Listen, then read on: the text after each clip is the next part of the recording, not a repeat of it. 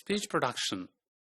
Let me describe the speech production which is used in the study of phonetics and phonology.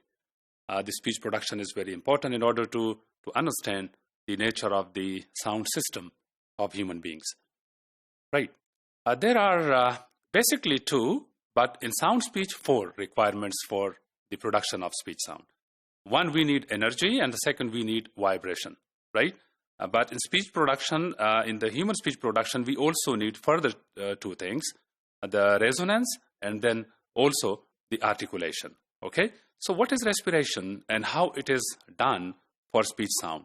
Respiration is basically the exploitation of the breathing system of human being when the air is taken into lungs by inspiration, when the air is taken into the lungs, okay, with the help of the muscular, contraction of the diaphragm, right? So we just lower them in order to take the air into our lungs, okay? And then that air, the similar air which is used for breathing, the oxygen basically, that is further used for the production of speech sound, okay? So that's the process number one, which is called respiration, all right?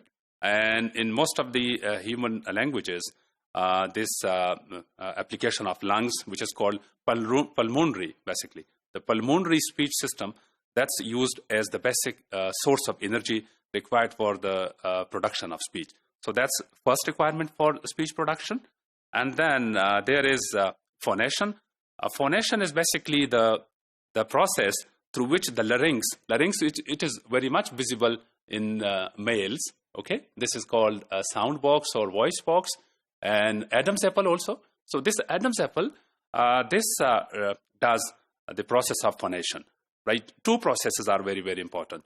So like one, which is used for the production of voice sound, when the vocal folds, right? When those two folds within larynx, they are tight, okay? And the passage is narrowed, right? So when the passage is narrowed and they are together closely tight, those vocal folds, then the air coming out is voiced in sounds like b and v, okay? So the sound is supposed to be voiced. And then when within this sound box, the process is like the vocal folds are wide together, like they are not closed, but they are wide together and the air passage is free and the air is coming out with ease, then the sounds are supposed to be voiceless sounds.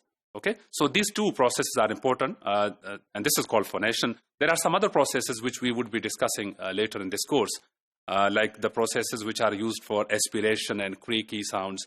Okay, but right now we need two things to understand: the production of voiceless and the voice sounds, voiced and voiceless. Okay, so the second process is phonation. Phonation is also, that's basically the creation of vibration. Larynx continuously vibrate. Right? So that vibration is the second process required for speech production. And then there is a third process, which is called articulation. Articulation is when the air passage is crossed from the larynx, then it is exploited somewhere in the oral cavity, or the air may be going through nasal cavity. So that exploitation with the modification with the air passage, that is called articulation. Articulation is when the places from where the sound is created, when they come close together to each other in any manner, in any form, like it may be a complete closure, a complete stop, or it may be like friction when it is narrowed down, or it may be an approximant when the articulators, they are just approximately reaching each other, but they are not, there is no complete closure or there is no friction, okay? So those sounds are then created which are approximate. So that is called articulation. And then there is one more process, that is resonance. Resonance is basically the periodic transfer of energy. That periodic transfer of energy is required in order to resonate. And we need to describe resonators for further in-depth explanation of the speech production.